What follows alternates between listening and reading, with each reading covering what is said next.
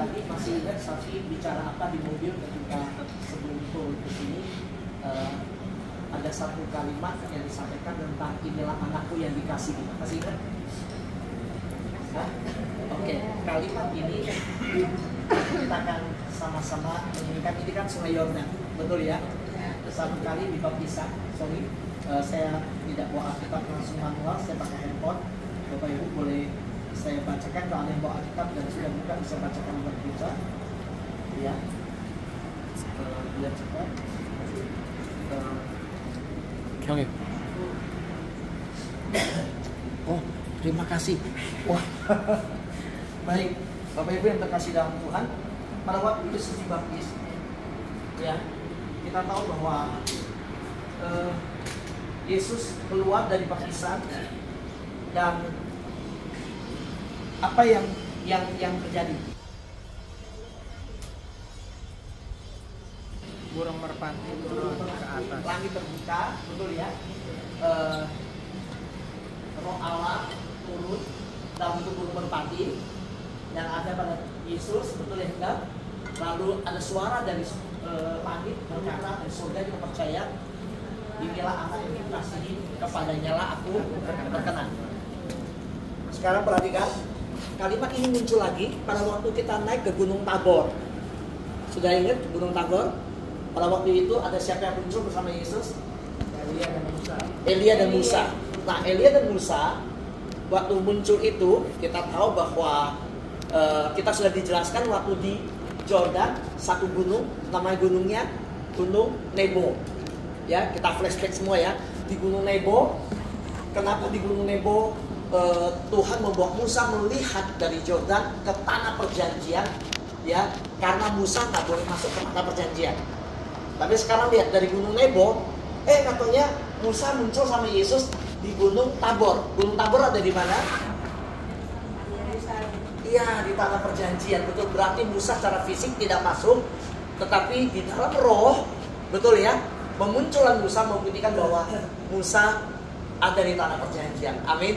Nah, mari kita perhatikan dua kalimat ini. Inilah anakku yang dikasihi, pada waktu dia dibaptis Sungai Yordan keluar, dan pada waktu di Gunung Tabor dimuliakan, inilah anakku yang kukasihi, kepada yang aku berkenan. Waktu itu Petrus, Paulus dan Yakobus melihat bagaimana Yesus berubah, ya, wajahnya itu begitu luar biasa terang dan begitu mulianya, sampai akhirnya mereka berkata, Petrus, ya, kita bangun tenda di sini, kita nginep aja di sini. Yesus bilang enggak, kita harus turun. Hari ini mari kita renungkan kalimat inilah anakku yang kukasihi. Paling dibutuhkan saat kapan dalam kehidupan Yesus?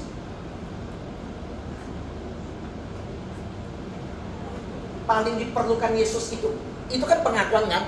Ya lo di hadapan semua orang lagi baptis, inilah anak yang kukasihi. Di Gunung Tabor di hadapan muridnya, Allah bisa inilah anak yang kukasihi. Saat kapan sebenarnya kalimat itu yang paling dibutuhkan dalam momen kehidupan Yesus? Saat kapan? Di mana? Ketika kita baru melalui kesengsaraan, menapaki jalan kesengsaraan Yesus, betul? Dan pada waktu Yesus dinaikkan ke atas kayu salib, diedit katanya anak Allah. Tunggu, katanya anak Allah. Buktikan dong dirimu. Anak Allah nggak bisa apa-apa. Bahkan kayak dibawa, kurang ajar kan? Yang samping di salib Yesus itu bilang, bebaskan dirimu. Sampai yang sebelah penjat bilang, kita layak dihukum, dia nggak layak. Betul ya? Nah saudara, yang paling Yesus butuhkan adalah saat di mana Yesus disalibkan. Bagaimana Allah yang waktu Yesus dibaptis berkata anak yang kukasihi dan di Gunung Tabor, ngomong dong, ini anak yang kukasihi. Pertanyaan, kembali lagi, suara itu ada kan? Bukan hanya tidak ada, tetapi yang bersuara itu bahkan Yesus panggil, Eli, Eli, lama sabachthani. Betul nggak? Bersuara nggak setelah Yesus panggil? Enggak, bahkan meninggalkan Yesus. Inilah penderitaan Yesus yang luar biasa. Ini penderitaan Yesus yang luar biasa. Nah, hari ini, mari saya menyambung dari semua pengajaran dan perjalanan yang ada. Dari flashback dari Gunung Tabor, Nebo, lalu kalimat yang tadi di mobil. Saya ingin membawa kita melihat bahwa Yesus lakukan ini semua untuk saudara dan saya. Amin.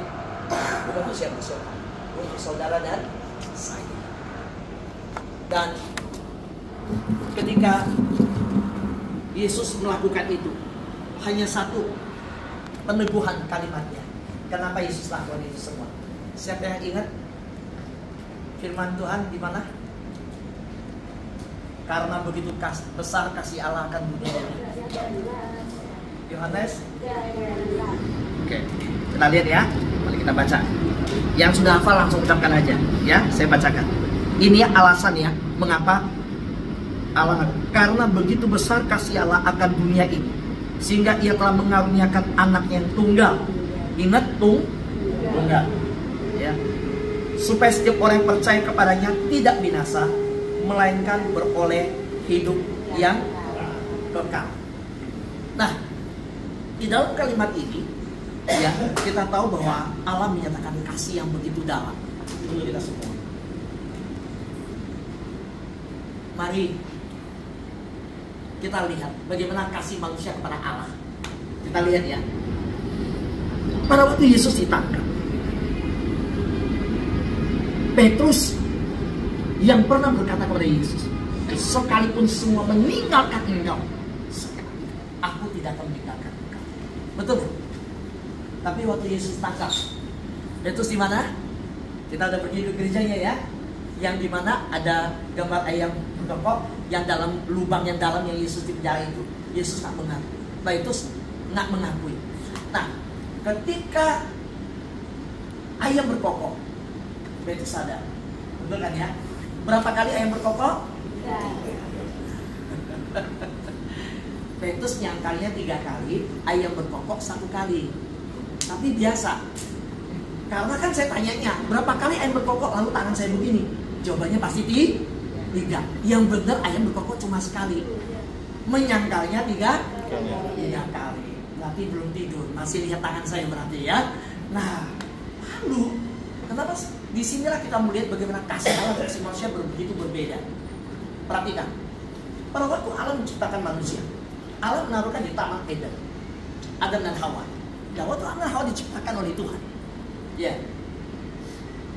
si Chihuahua ini jalan-jalan di Taman Eden. Si ulangnya, Chihuahua tahu? Apa kalau dia orang Tionghoa panggilnya Chihuahua, gitu kan ya? Dan kalau dia orang, tapi dia bukan orang Tionghoa sih ya. Taman Eden, karena kalau dia orang Tionghoa, ularnya ditangkap dibikin sop langsung ya kan? Nah, Chihuahua, Tuhan kan bilang semua pohon di taman ini boleh dimakan dan tidak boleh dimakan kecuali satu. Hawa coba bela Tuhan. Enggak, semua boleh, ini yang nggak boleh. Nah, perhatikan, iblis mulai pancing di komunikasi. Lalu apa yang terjadi? Ular bilang, kamu tahu nggak kenapa Tuhan nggak kasih kamu makan? Apa yang dilakukan Hawa? Hawa tahu nggak? Hawa tidak tahu. Nah, terus ular bilang gini, karena kalau kamu makan buah ini, kamu akan tahu apa yang Allah tahu. Tuhan tuh nggak mau kasih tahu kamu apa yang Tuhan tahu, sehingga Tuhan nggak kasih kamu makan buah ini. Sayangnya Hawa nggak nanya balik. Harusnya Hawa nanya balik dong. Dari mana kamu tahu apa yang Tuhan tahu sehingga Tuhan tidak mau saya tahu, cuma kamu yang tahu. Oke, ulangi kalimat ini 1, 2, 3. Kan gini, kan dia jalan-jalan, lihat kan, ular bicara kan, ular bilang semua nggak boleh makan. Enggak, dia biar Hawa. Enggak, semua boleh, cuma ini nggak boleh. Hawa nanya, kalau ini nggak boleh, maksud Tuhan apa? Kenapa nggak kasih? Dia kasih tahu Hawa, karena ada yang Tuhan tahu, Tuhan akan kamu tahu. Karena kalau kamu makan, sebenarnya matamu terbuka, kamu akan tahu, kamu lebih tahu dari Allah. Harusnya Hawa berpikir begitu. Tanya aja ke ular balik. Dari mana kamu tahu apa yang Tuhan tahu sehingga Tuhan nggak kasih tahu saya, cuma kamu yang tahu. Coba ulangi kalimat itu 1, 2, 3. Ayo udah, kita nanti makan tahu aja nanti. Nah, akhirnya kejebak lagi ya. Waktu kejebaknya dia, yang manusia ini suka cari gara-gara. Tuhan ciptakan semua pohon di taman, semua. Saya mau tanya, semua boleh dimakan nggak? Boleh, yang nggak boleh cuma 1 kan? Beda dong kalau Tuhan bilang semua nggak boleh, cuma 1 boleh dimakan, dan itu rasanya jengkol. Susah nggak? Susah loh. Kalau itu terjadi, saya mau bilang Tuhan mah cari gara-gara. Ngapain taruh saya di taman yang semua boleh dimakan? Nggak boleh dimakan, cuma satu boleh dimakan. Tapi Tuhan baik loh. Semua boleh. Iya nggak boleh cuma satu. Saya mau tanya. Ibadah ke Tuhan, Tuhan bilang 6 hari boleh kerja nggak? Silakan. Mau nongkrong silakan. Mau hobi silakan. Cuma minggu cari Tuhan 2 jam. Susah nggak? Tidak. Beda dong, Tuhan bilang semua hari nggak boleh kerja, semua hari ini cuma boleh kerja di hari Minggu aja. Itu mah Tuhan cari gara-gara, ngapain ciptain 7 hari kita cuma, betul kan ya? Tapi yang cari gara-gara siapa? Tuhan apa manusia? Ayo. Satu yang nggak boleh hilang tetap mau disentuh, jatuhlah dalam dosa. Dan kalau kita lihat sejarah, manusia dicipta dari banding binatang. Saya mau, apa kurangnya binatang? Salah satu aja ya, dia tidak punya akal budi, betul nggak? Tapi lihat, Tuhan sering menyatakan kepada manusia ketika manusia tidak taat kepada Tuhan. Binatang yang tidak punya akal budi dipakai untuk mengingatkan manusia. Dari mana Pak Pendeta tahu? Perhatikan. Pada waktu Bileam harusnya memberkati Israel, tapi dia mengutuk Israel. Tuhan pakai apa mengingatkan Bileam? Kedelai Pak keledai? Keledai, pertanyaan saya, keledai punya akal budi nggak? Nggak punya. Tapi yang tidak punya akal budi dipakai mengingatkan yang punya otak. Maksudnya gini, yang nggak punya otak dipakai mengingatkan yang punya otak. Kedua, Yunus disadarkan Tuhan dengan masuk ke dalam perut ikan 3 hari. Ikan punya otak nggak? Punya akal budi nggak? Nggak.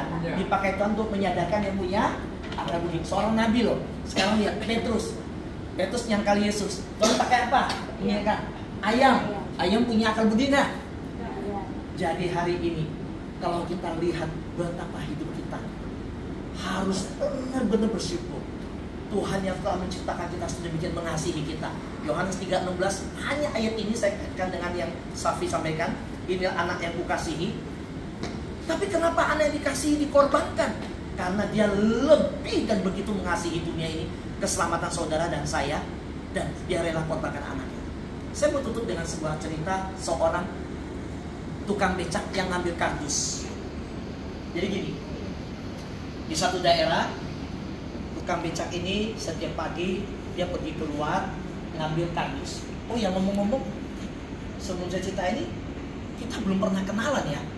Harusnya dulu satu-satu kenalan ya. Ya udah, satu-satu kenalan. Saya kenalkan diri saya dulu. Soalnya ini pendeta dari mana? Saya melayani online. Ya, melayani di online, pelayanan melalui live streaming di YouTube dan di Zoom. Saya menikah, saya dari Bangka, istri saya orang Jawa, ya, dari Semarang. Jadi anak kami anak yang sangat kuat, seperti baja. Kenapa? Karena saya Bangka, dia Jawa, anak saya jadi baja.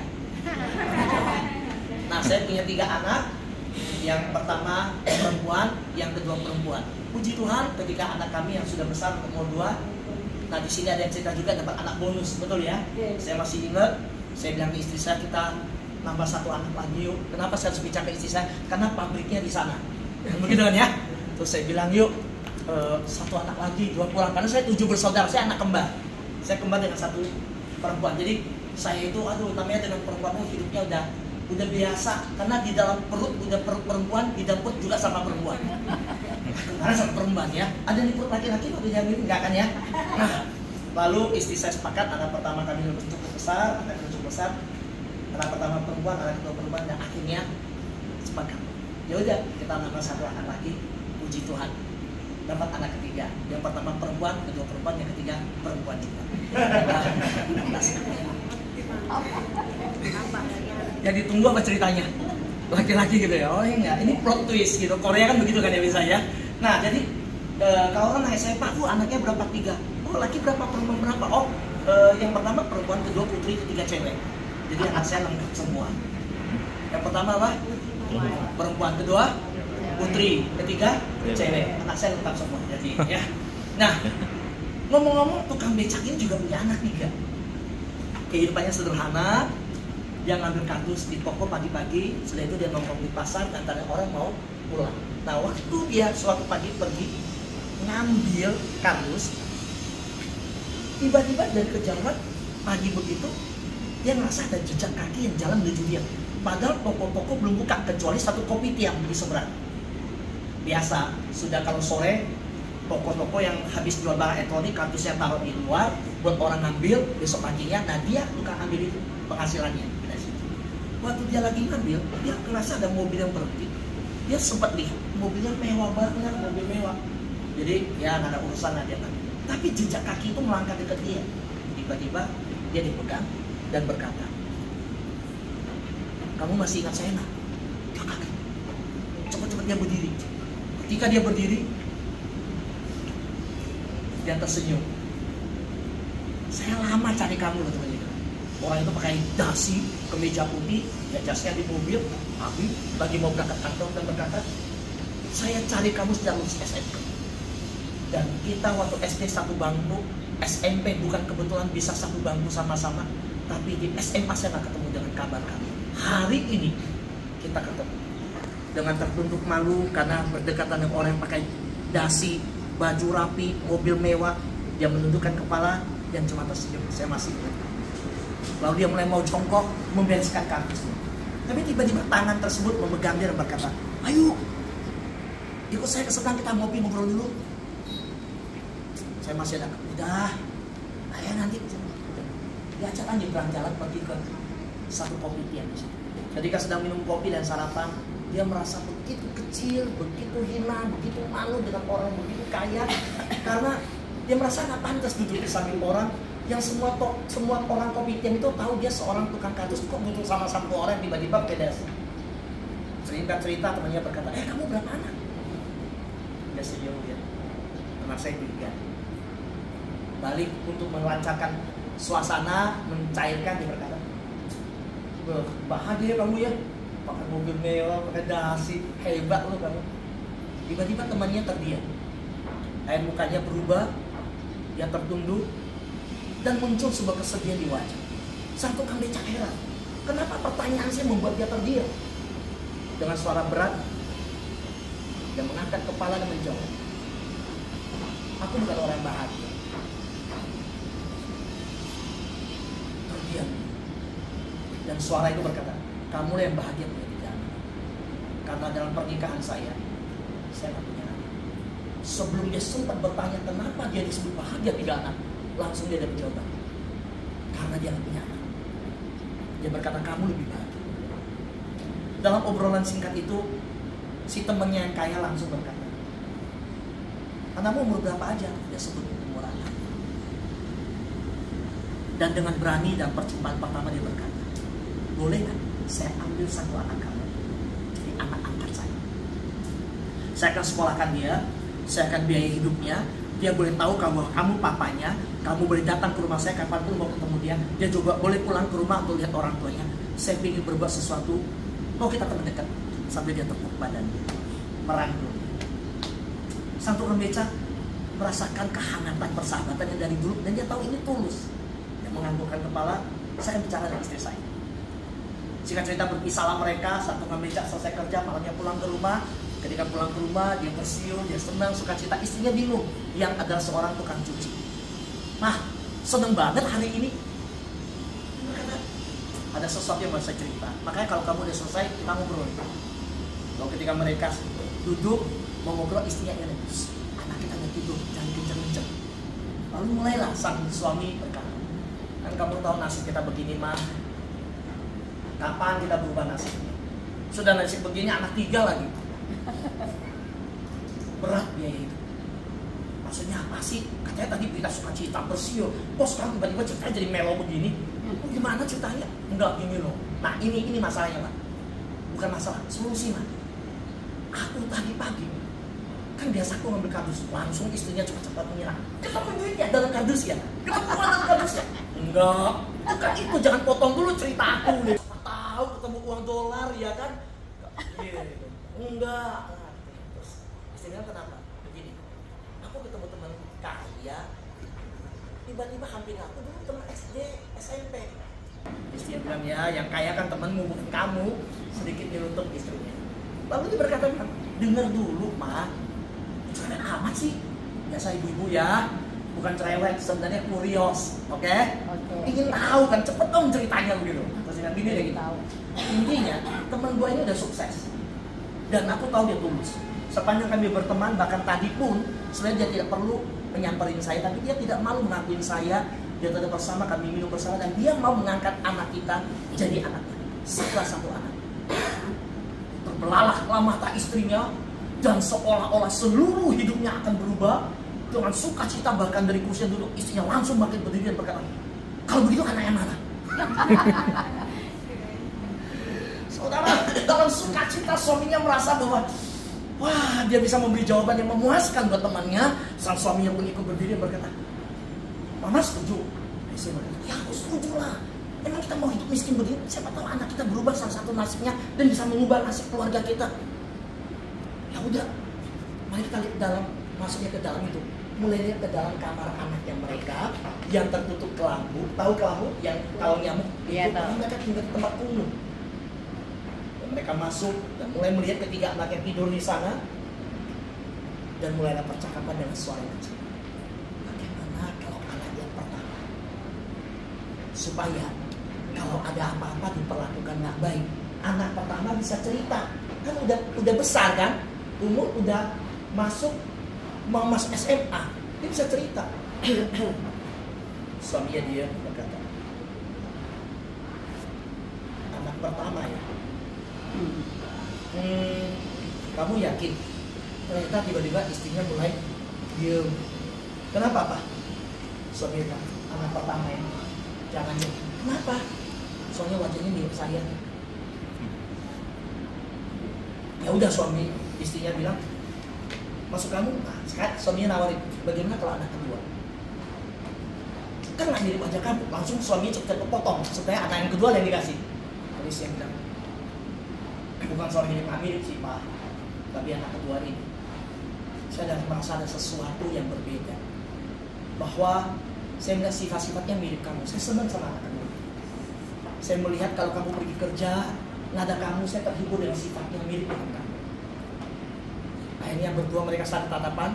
Jawabannya anak berapa? Anak yang paling kecil ketiga. Sama-sama mata mereka udah tahu bahasanya dan terjana kecil.